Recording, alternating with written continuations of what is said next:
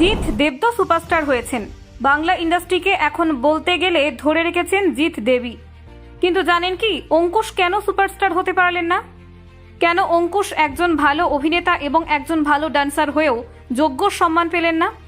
ঠিক কোন কারণ লুকিয়ে রয়েছে এর পেছনে? আসল সত্যিটা একেবারে চমকে দেবে আপনাকে। দেখুন, যোগ্যতা থাকতেও কেন দেব এবং জিতের মতো সুপারস্টার হতে পারলেন না অঙ্কুশ হাজরা? সম্ভাবনা থাকা সত্ত্বেও কেন সাফল্যের শীর্ষে পৌঁছাতে পারলেন না তিনি? এর পেছনে রয়েছে কি টলিউডের কোনো ষড়যন্ত্র, নাকি অন্য কোনো কারণ?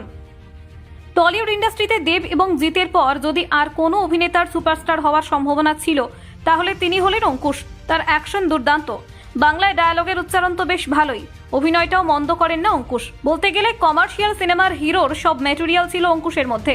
তা সত্ত্বেও তিনি কেবল টলিউডের প্রথম সারির অভিনেতা হয়েই থেকে গেলেন, সুপারস্টার হতে পারলেন না। এর পেছনে ভক্তরা একাধিক কারণকে দায়ী করেন। ইন্ডাস্ট্রিতে অঙ্কুশের ক্যারিয়ারের শুরুটা হয়েছিল বেশ ভালো, বেশ কিছু হিট সিনেমা আছে তার ঝুলিতে, যে কারণে দর্শকরা ভেবেছিলেন অঙ্কুশ অনেক দূর যাবেন। তবে অঙ্কুশের ক্যারিয়ারের বেশিরভাগ সিনেমায় দক্ষিণের রিমেক ছিল, এটাও তার ব্যাকফুটে যাওয়ার অন্যতম কারণ বলে মনে করেন ভক্তরা বলেন যোগ্যতা সত্ত্বেও অঙ্কুশ আসলে টলিউডে পথ হারিয়ে ফেলেছিলেন। কেউ কেউ দায়ী করেন SVF-কে। এই প্রোডাকশনের আওতায় আটকে পড়াই অঙ্কুশের কাজ হয়েছে বলে মনে করেন তারা। সম্প্রতি অঙ্কুশ হাজরা প্রযোজক হিসেবে যাত্রা শুরু করেছেন। ধুমধাম করে ঘোষণা করেছিলেন প্রথম ছবির খবর। ছবির নাম মির্জা। হঠাৎ প্রযোজক হওয়ার সিদ্ধান্ত কেন নিলেন অঙ্কুশ? অভিনেতা বলছেন, আমার কাছে 20টা চিত্রনাট্য আসলে তার মধ্যে 19টাই আমি করতে চাই না। আমি যে ধরনের চরিত্রে অভিনয় করতে চাই সেটার জন্য প্রযোজকদের হয়তো প্রচুর বোঝাতে হবে।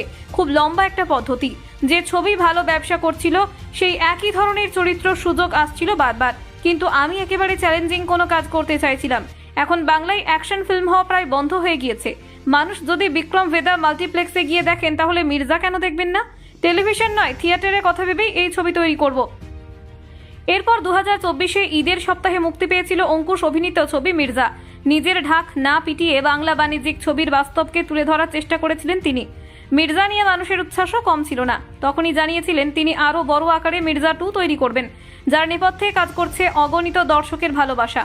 প্রসঙ্গত উল্লেখ্য, আসল নাম অঙ্কুশ হাজরা হলেও চলচ্চিত্র জগতে তিনি সাধারণত শুধুমাত্র অঙ্কুশ নামেই পরিচিত। ছোটবেলা থেকে অভিনয়ের প্রতি আগ্রহ ছিল তার এবং তিনি এই শখকে পেশায় পরিণত করার জন্য বিভিন্ন নাটক ও থিয়েটারে অংশগ্রহণ করতেন। তিনি কলকাতার একটি প্রখ্যাত স্কুল থেকে পড়াশোনা শেষ করেন এবং পরে তিনি চলচ্চিত্রে ক্যারিয়ার গড়ার জন্য অভিনয় প্রশিক্ষণ গ্রহণ করেন। অঙ্কুশের চলচ্চিত্র যাত্রা শুরু হয় 2010 সালে, যখন তিনি পরিচালক রাজ চক্রবর্তীর গান্ধী আমার নাম সিনেমাতে একটি গুরুত্বপূর্ণ চরিত্রে অভিনয় করেন। তবে তার বড় সাফল্য আসে 2011 সালে, যখন তিনি ক্লাসমেট সিনেমায় প্রধান চরিত্রে অভিনয় করেন। এই সিনেমা তাকে দর্শকদের মধ্যে ব্যাপক পরিচিতি এনে দেয় এবং তার অভিনয় দক্ষতার জন্য তিনি প্রশংসিত হন। এরপর একে একে সফল সিনেমায় কাজ করেন অঙ্কুশ, যেমন আশিকি, জীবন যেমন, ভালোবাসার গল্প, কবির, এলাকার দুলা ইত্যাদি।